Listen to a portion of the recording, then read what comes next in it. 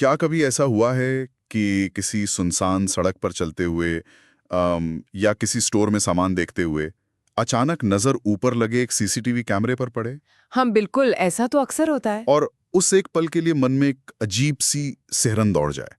मतलब ये एहसास कि कोई नजर रख रहा है, हमारी हर हरकत को रिकॉर्ड किया जा रहा है। हम सब इस एहसास से कहीं ना कहीं वाकिफ हैं। और आजकल तो अगर मन में पिज्जा खाने का ख्याल भी आए या बस किसी चीज का जिक्र भर हो जाए, तो फोन स्क्रीन पर तुरंत उसी चीज का विज्ञापन दिखने लगता है। बिल्कुल, कभी कभी तो मजाक में ऐसा लगता है कि हम पर नजर रखने वाला कोई क्रूर तानाशाह नहीं है, बल्कि एक बहुत ही चतुर मार्केटिंग एल्गोरिथम है। सही बात है।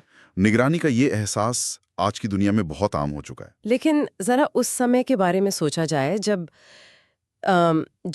1949 का साल था।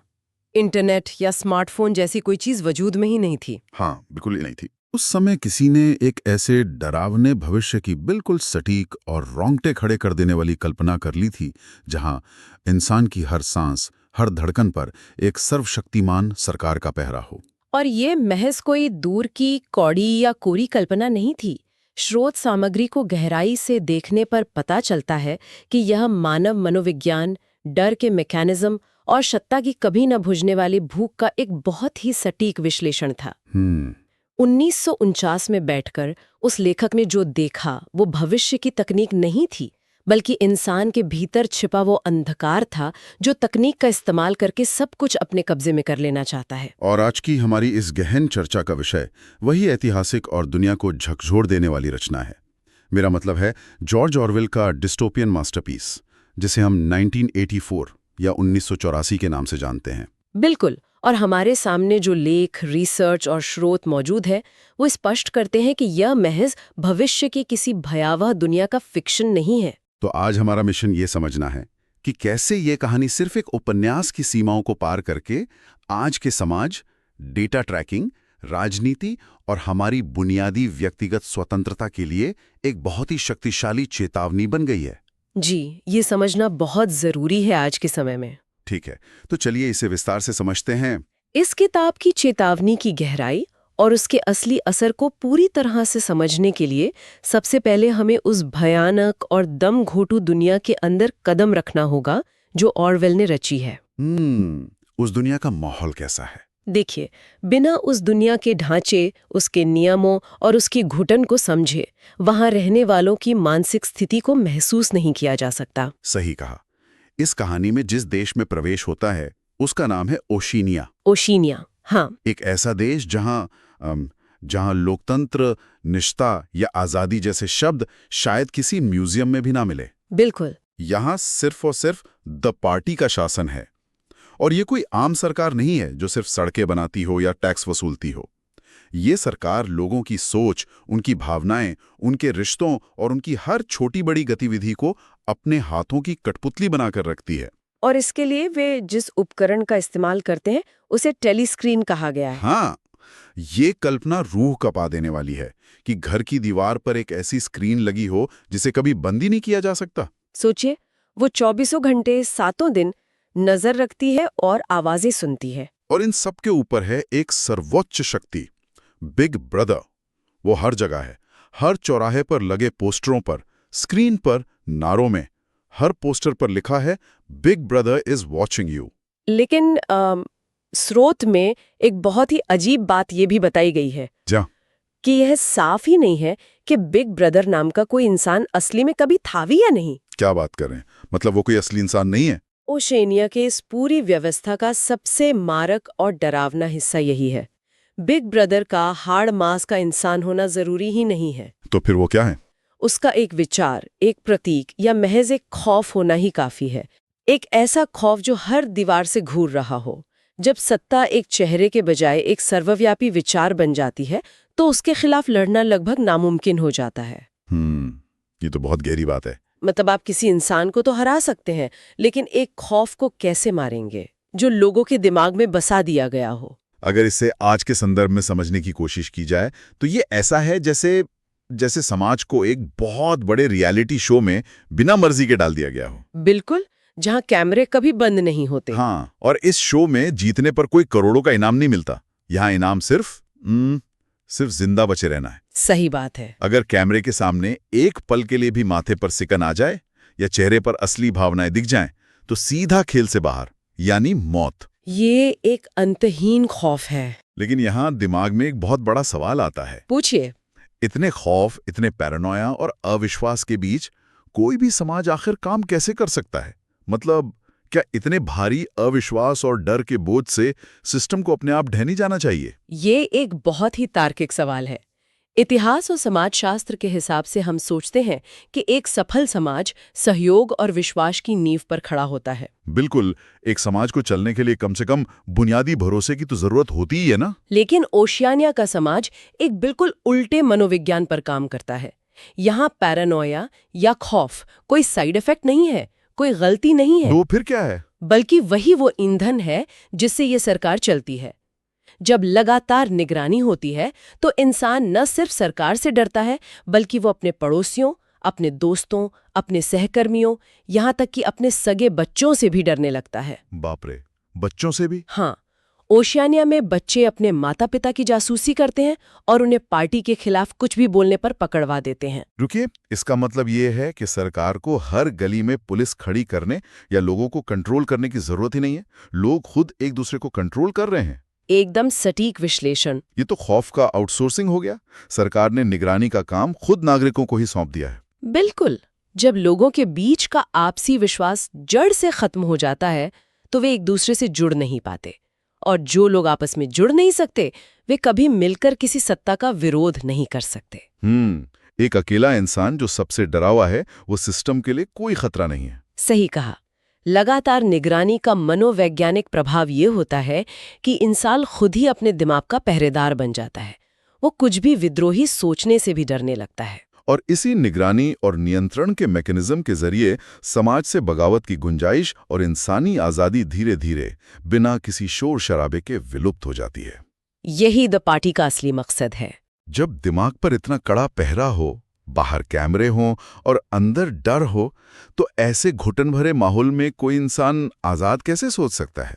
बगावत सड़कों पर तो हो नहीं सकती, तो क्या वो जहन में होती है? ये विचार हमें कहानी के मुख्य पात्रों और उनकी जद्दोजहद की ओर ले जाता है। हाँ, क्योंकि इतने घने अंधेरे में भी मानवीय स्वभाव कहीं ना कहीं रोशनी ढूंढने की कोशिश जरूर करता है। बिल्कुल, ये इंसानी फितरत है कि वो पूरी तरह से मशीन नहीं बन सकता। और वो रोशनी खोजने वाला किरदार है विंस्टन स्मिथ, जो कहानी का मुख्य पात्र है। अब जो बात स्रोतों में मुझे सबसे ज्यादा दिलचस्प लगी वो ये है कि विंस्टन कोई टिपिकल एक्शन हीरो नहीं है। बिल्कुल नहीं। उसके पास कोई हथियार नहीं है, वो कोई बहुत बड़ा लड़ाका या रणनीतिकार नहीं है। वो बस एक बेहद साधारण, कमजोर सा इंसान है जो द पार्टी के एक छोटे से दफ्तर में काम करता है। लेकिन वो अंदर ही अंदर इस पूरी दमनकारी व्यवस्था के सख्त खिलाफ है। हाँ, उसका विद्रोह बहुत ही बुनियादी और शांत है। वो कोई राजनीतिक क्रांति नहीं लाना चाहता, वो दुनिया को नहीं बचाना चाहता। तो वो चाहता क्या है? वह सिर्फ यह जानना चाहता है कि सच क्या है। वो बस एक इंसान की तरह कुछ महसूस करना चाहता है। उसने एक डायरी लिखना शुरू किया है, जो कि ओशेनिया में मौत की सजा वाला जुर्म है। सिर्फ डायरी लिखना? हाँ, सिर्फ कागज पर अपने विचार लिखना थॉट क्राइम या विचार अपराध कहलाता है वहाँ। विंस्टन का वो साधारण होना ही उसे इतना महत्वपूर्ण बनाता है। वो हम में से किसी का भी अक्स हो सकता है। उसकी लड़ाई इस बात का प्रतीक है कि सत्ता का सबसे पहला हमला हमारी स्मृतियों और हमारे विचारों पर होता है। और इसी सच्चाई और अपने वजूद की तलाश में उसकी मुलाकात होती है जूलिया से। यहाँ कहानी में एक नया रंग जुड़ता है। जूलिया का किरदार बहुत दिलचस्प है ना? जूलिया विंस्टन से बिल्कुल अलग है। वो एक बहुत ही स्वतंत्र सोच वाली, बेबाक लड़की है। उन दोनों के बीच प्यार पनपता है। लेकिन ओशिनिया जैसी जगह में प्यार करना सिर्फ एक रोमांटिक भावना नहीं है, बल्कि वो सिस्टम के खिलाफ एक बहुत बड़ी जोरदार बगावत है। क्योंकि पार्टी का नियम है कि इंसान की सारी निष्ठा, सारी ऊर्जा, सारा जुनून सिर्फ और सिर्फ द पार्टी और बिग ब्रदर के लिए होना चाहिए। इन दोनों किरदारों का विश्लेषण करने पर व्यक्तिगत स्वतंत्रता बनाम सत्ता की थीम बहुत गहराई से सामने आती है। देखिए, विंस्टन और जूलिया के विद्रोह के तरीके अलग हैं। वो कैसे? विंस्टन वैचारिक रूप से लड़ रहा है, वो इतिहास और सच्चाई को समझना चाहता है, जबकि जूलिया का विद्रोह बहुत व्यावहारिक है। उसे पार्टी के सिद्धांतों से कोई खास मतलब नहीं है। तो उसका मकसद क्या है? चुराना चाहती है, सत्ता का असली क्रूर रूप ये नहीं है कि वो आपको क्या करने के लिए मजबूर करती है, बल्कि ये है कि वो आपको अपनी मर्जी से क्या महसूस करने से रोकती है। ओह, ये बहुत गहरी बात है। इसलिए विंस्टन और जूलिया का एक दूसरे से प्यार करना इंसानी आज़ादी और निजता को वापस छीनने का सबसे बड़ा प्रतीक बन जाता है। लेकिन एक पूर्ण सत्तावादी व्यवस्था में ये सब इतनी आसानी से तो नहीं चलता। बिल्कुल नहीं। कहानी में एक और बहुत अहम किरदार है, ओब्रायन। वो पार्टी का ही एक उच्च स्तरीय सदस्य है। विंस्टन को लगता है कि ओब्रायन भी अंदर से पार्टी के खिलाफ है, विद्रोही है, और वो विंस्टन और जूलिया की मदद करेगा। उन्हें एक उम्मीद दिखती है कि शायद कोई ब्रदरहुड नाम का गुप्त संगठन है जो बिग ब्रदर को उखाड़ फेंकेगा। हाँ, लेकिन अंततः सच्चाई कुछ और ही निकलती है। ओब्रायन विंस्टन को बहुत बुरी तरह धोखा देता है। ये सिर्फ एक धोखा नहीं था, ये जमीन खिसका देने वाला पल था। ओब्रायन का किरदार इस बात का प्रतीक है कि एक पूर्ण सत्तावादी व्यवस्था कितनी खौफनाक हद तक चालाक हो सकती है। वो व्यवस्था सिर्फ सामने दिखने वाली बगावत को कुचलती नहीं है, बल्कि क्या? बल्कि वो बगावत का भ्रम, एक झूठा मायाजाल भी खुद ही पैदा करती है। ओब्रायन विंस्टन को फंसाता है ताकि जो लोग भी विद्रोही सोच रखते हैं वे इस उम्मीद के सहारे बाहर आएं और उन्हें आसानी से पकड़ा और खत्म किया जा सके। उफ, यहाँ बात सच में बहुत दिलचस्प हो जाती है। हाँ, बताइए। क्योंकि ये तो हुई शारीरिक निगरानी और धोखे की बात, लेकिन शारीरिक नियंत्रण तो सिर्फ एक छोटा सा पहलू है। इस कहानी में दमन का जो सबसे बड़ा हथियार है वो भौतिक नहीं है, बल्कि पूरी तरह से मानसिक और मनोवैज्ञानिक है। बिल्कुल। पार्टी सिर्फ ये तय नहीं करती कि लोग क्या करेंगे, वो खुद वास्तविकता को, सच्चाई के वजूद को ही नियंत्रित करती है। और यहाँ जो बात सबसे आकर्षक है वो ये है कि ऑरवेल की दूरदृष्टि सबसे ज्यादा हैरान करती है। ये वो जगह है जहाँ उपन्यास एक डरावने सच में बदल जाता है। स्रोत में बताया गया है कि कैसे पार्टी इतिहास को रोज बार बार बदल देती है ताकि वो हमेशा सही साबित हो। मतलब वो इतिहास को दोबारा लिखते हैं। हाँ, विंस्टन का खुद का काम ही यही है कि वो पुराने अखबारों में छपी खबरों को काटकर पार्टी की आज की जरूरत के हिसाब से दोबारा लिख दे।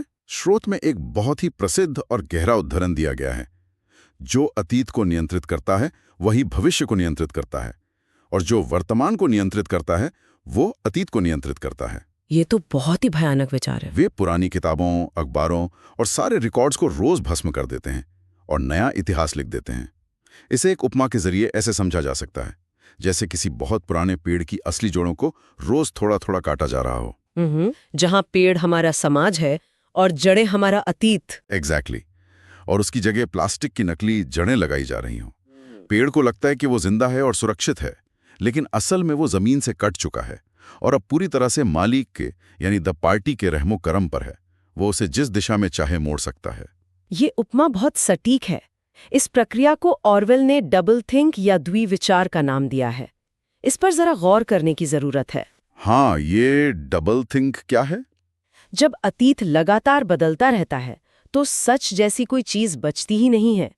अगर याद है कि कल आसमान नीला था, लेकिन सरकार आज कहती है कि आसमान हमेशा से लाल रहा है और सारे पुराने दस्तावेज, सारे अखबार भी यही दिखा रहे हैं, तो इंसान अपनी ही याददाश्त पर शक करने लगेगा। ओह, मतलब इंसान खुद को ही पागल समझने लगेगा। बिल्कुल। डबल थिंक का मैकेनिज्म यह है कि इंसान एक ही समय में दो बिल्कुल विपरीत बातों को सच मानता है। वो जानता है कि इतिहास बदला गया है, लेकिन साथ ही वो ये भी सच मानता है कि इतिहास कभी बदला ही नहीं गया। ये तो दिमाग को पूरी तरह से थका देने और सच्चाई को पहचानने की क्षमता को लकवा मार जाने जैसी स्थिति है। और इतिहास को बदलने के साथ साथ वे एक और बेहद खतरनाक काम कर रहे हैं। और वो क्या है? लोगों की सोच को पूरी तरह से अपाहिज बनाने के लिए पार्टी ने एक नई भाषा का आविष्कार किया है जिसे न्यू स्पीक कहा जाता है। New speak? हाँ, आमतौर पर भाषा का विकास इसलिए होता है ताकि हम अपनी भावनाओं को और बेहतर ढंग से व्यक्त कर सके।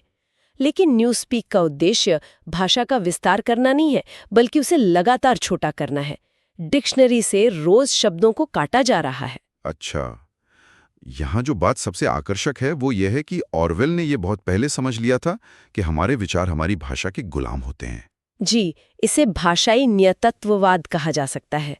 न्यू स्पीक सिर्फ लोगों से झूठ बोलने का टूल नहीं है। तो ये क्या है? झूठ तो तब बोला जाता है जब इंसान सच और झूठ के बीच का अंतर जानता हो।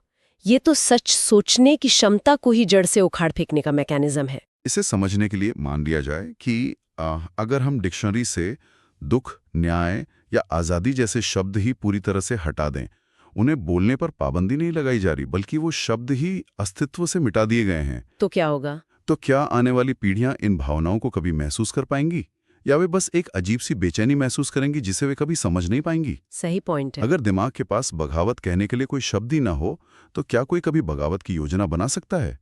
बिना शब्दों के इंसान के पास वो न्यूरल पाथवे ही नहीं होंगे जिनसे वे कोई अमूर्त या बड़ा विचार सोच सके। बिल्कुल। जब भाषा ही नहीं बचेगी तो विचार भी मर जाएंगे। अगर कोई अवधारणा शब्दों में व्यक्त ही नहीं की जा सकती तो वो विचार इंसान के दिमाग में कभी आ ही नहीं सकता। इंसान बस उतना ही सोच पाएगा जितना सरकार चाहेगी। ये मानसिक नियंत्रण का सबसे चरम, सबसे डरावना और अचूक रूप है। इसका क्या अंजाम होता है? बगावत का अंत क्या होता है? ये हमें कहानी की सबसे अहम और रोंगटे खड़े कर देने वाले हिस्से की ओर ले जाता है। एक ऐसा हिस्सा जो किसी भी पाठक को भीतर तक हिला के रख देता है और शायद कई रातों की नींद उड़ा देता है। कहानी के अंत का जो खुलासा हमारे स्रोत में किया गया है वो बेहद भारी और दुखद है। विंस्टन और जूलिया का क्या होता है? विंस्टन और जूलिया का विद्रोह सफल नहीं होता। ब्रदरहुड कोई असल संगठन नहीं था, वो बस एक जाल था। वे दोनों पकड़े जाते हैं। इसके बाद शुरू होता है मिनिस्ट्री ऑफ लव नाम की जगह पर यातनाओं का दौर। मिनिस्ट्री ऑफ लव, नाम कैसा अजीब है। हाँ, नाम लव का है, लेकिन पार्टी उन्हें भयानक शारीरिक और मानसिक यातनाएं देती है वहां। लेकिन कहानी का सबसे डरावना मोड़ ये नहीं है कि उन्हें फांसी दे दी जाती है या मार दिया जाता है। तो फिर क्या होता है? उसके जरिए विंस्टन की सोच को, उसके वजूद को पूरी तरह से तोड़कर फिर से घड़ा जाता है। वो अंदर से पूरी तरह खोखला हो जाता है। वो जूलिया को धोखा दे देता है, उसे यातनाएं देने की भीख मांगता है ताकि खुद बच सके। और अंत में कहानी के आखिरी लाइनों में विंस्टन बिग ब्रदर से प्यार करने लगता है। ये तो बहुत ही भयानक अंत है। लेकिन पर एक मिनट, यहाँ एक पाठक के नजरिए से एक बहुत बड़ा सवाल उठता है। जो नोट्स और समीक्षाएं हमने देखी हैं, उनके अनुसार कुछ लोगों का कहना है कि इसका अंत इतना निराशाजनक, इतना डार्क है कि ये बर्दाश्त नहीं होता। कई लोगों को ये धोखा लग सकता है। बिल्कुल। एक कहानी के तौर पर क्या ये एक तरह का धोखा नहीं है? हम इतने पन्नों तक विंस्टन से जुड़ते हैं, उसके जज्बे को महसूस करते हैं, उसकी जीत की उम्मीद करते हैं, और फिर उसे अपनी ही नजरों में पूरी तरह गिरते और टूटते हुए देखते हैं। सही बात है। क्या ये इतना दुखद अंत पढ़ने वाले को ये सोचने पर मजबूर नहीं कर देगा कि सत्ता के सामने लड़ने का कोई फायदा नहीं है? क्या हम ये उम्मीद नहीं करते कि अंत में बुराई की हार हो और अच्छाई जीत जाए? ये आपत्ति बहुत स्वाभाविक है। एक पारंपरिक कहानी के सांचे में ये फिट नहीं बैठती, जहां हीरो अंत में दुनिया को बचा लेता है। लेकिन यहाँ ऑरवेल के असली उद्देश्य को समझना होगा। उनका उद्देश्य क्या था? ऑरवेल कोई फेरी टेल या परी कथा नहीं लिख रहे थे, जहां अंत में सब कुछ जादुई रूप से ठीक हो जाता है। वे एक बहुत ही गंभीर और कठोर चेतावनी लिख रहे थे। अच्छा। कल्पना करें कि अगर विंस्टन सिस्टम को हरा देता या फिर हंसते हंसते फांसी चढ़ जाता, तो पाठक किताब बंद करके चैन की नींद सो जाता। हाँ, पाठक सोचता कि सब ठीक हो गया। वो सोचता कि चलो कोई बात नहीं, जब भी कोई तानाशाह आएगा कोई ना कोई विंस्टन उसे हरा ही देगा, या कम से कम शहादत देकर सिस्टम को कमजोर कर देगा। ऑरवेल वो झूठी राहत नहीं देना चाहते थे। ओह, अब समझ में आया। मनोवैज्ञानिक रूप से ये अंत इसलिए इतना झकझोरता है क्योंकि ये हमें ये कड़वा सच स्वीकार करने पर मजबूर करता है कि एक पूर्ण सत्तावादी सत्ता इंसान की आत्मा तक को नष्ट कर सकती है। यातना सिर्फ हड्डियां नहीं तोड़ती है। बिल्कुल, वो इंसान के विवेक, उसकी सत्यनिष्ठा और उसके प्यार करने की क्षमता को भी हमेशा के लिए मिटा सकती है। विंस्टन का बिग ब्रदर से प्यार करने लगना इस बात का सबूत है कि सत्ता जब चाहे इंसानियत को पूरी तरह से रिप्रोग्राम कर सकती है। हाँ, ये तो सच में बहुत खौफनाक है। लेकिन ये बात बहुत गहराई से सोचने पर मजबूर कर देती है कि जब बुराई को पूरी तरह से जीतते हुए देखा जाता है, तब हमें उसकी असल ताकत और खतरे का अंदाजा होता है। बिल्कुल सही। और शायद यही कारण है कि ऑरवेल की ये रचना आज भी सिर्फ एक पुरानी कहानी नहीं लगती। आज के समय में जहां तकनीक इतनी आगे बढ़ चुकी है, जहां सोशल मीडिया हमारी पसंद नापसंद को एल्गोरिथम के जरिए कंट्रोल कर रहा है, जहां हर क्लिक, हर सर्च और स्वाइप पर डेटा ट्रैकिंग हो रही है। हाँ, ये सब बहुत ही डरावने तरीके से आज की सच्चाई से मेल खाता है। ऑरवेल ने जिस सत्ता के ढांचे, जिस सर्वव्यापी नजर की कल्पना की थी, आज वो उन्नत तकनीक के रूप में हमारे ठीक सामने खड़ा है। आज डेटा ही सबसे बड़ी ताकत है। बिल्कुल। जो डेटा को नियंत्रित करता है, वही हमारे व्यवहार को, हमारी पसंद को और अंततः हमारे सच को नियंत्रित करता है। न्यूज़ पीक आज हमारे सीमित हो रहे अटेंशन स्पैन और छोटी हो रही भाषा में देखा जा सकता है, जहां जटिल विचारों के लिए जगह कम होती जा रही है। तो इस सब का क्या मतलब है? ये सब जानने और समझने के बाद हम अपने रोजमर्रा के जीवन, अपनी तकनीक और अपने आसपास के सिस्टम को किस तरह से देखें? यही तो सोचने वाली बात है। 1984 सिर्फ एक किताब नहीं, बल्कि एक टाइमलेस मास्टरपीस है जो हर दौर में प्रासंगिक रहेगा। ये हर उस इंसान को पढ़नी चाहिए जो ये समझना चाहता है कि दुनिया और सत्ता का मैकेनिज्म कैसे काम करता है और राजनीति के पर्दे के पीछे असल खेल क्या है। हाँ, और सबसे जरूरी बात, इंसानी आज़ादी की असली कीमत क्या है, जिसे हमें हर हाल में बचाकर रखना है। इससे एक महत्वपूर्ण सवाल उठता है, एक ऐसा सवाल जो हमें रुककर अपने आसपास की दुनिया और खुद अपने व्यवहार का मूल्यांकन करने के लिए विवश करता है। कैसा सवाल? ये किताब एक आईना है जो हमसे पूछती है कि क्या हम सच में उतने आज़ाद हैं जितना हम खुद को मानते हैं, या फिर क्या कोई अनदेखी ताकत, कोई बहुत बड़ी कॉरपोरेशन या ये रोज बदलती टेक्नोलॉजी हमें बहुत ही खामोशी से, हमारे बिना जाने कंट्रोल कर रही है। ये सवाल वाकई में परेशान करने वाला है और लंबे समय तक जहन में गूंजने वाला है। लेकिन इस गहन चर्चा को खत्म करने से पहले एक ऐसा विचार छोड़कर जाना जरूरी है जो भले ही सीधे तौर पर स्रोत में नहीं लिखा है, लेकिन उसी कहानी की बुनियाद से ही निकला है।